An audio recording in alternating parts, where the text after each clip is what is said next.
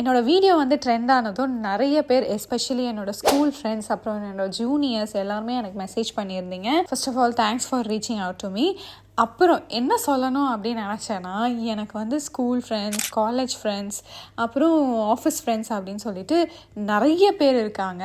இந்த மாதிரி ஊர் பூரா எனக்கு ஃப்ரெண்ட்ஸ் இருந்தோம். யூகே வந்து இந்த 2 வருஷத்தில் எனக்கு ஒரு ஃப்ரெண்டு கூட கிடையாது. மேபி என்ன மாதிரி அப்ராடில் ஃபேமிலியோடு இருக்கவங்க இதை வந்து ரிலேட் பண்ணிக்கலாம் அப்படின்னு நினைக்கிறேன்.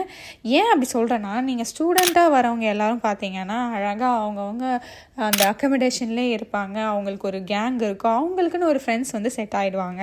ஆனால் என்ன மாதிரி ஃபேமிலியோடு வரவங்க எல்லாம் ஃபேமிலியோடவே இருக்கிறதால வெளியே யார் கூடயும் போய் ரொம்ப சோஷியலைஸ் ஆகிற வந்து வாய்ப்பு வந்து கிடைக்கிறது இல்லை.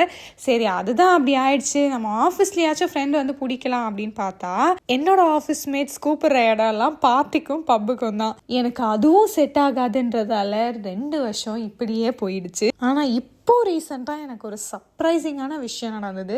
என்ன அப்படின்னு பார்த்தீங்கன்னா, ரீசெண்டாக நம்ம சப்ஸ்கிரைபர் ஒருத்தவங்க, அதுவும் கடலூர்காரங்க வந்து நம்ம வீடியோ பார்த்துட்டு வந்து மெசேஜ் பண்ணியிருந்தாங்க.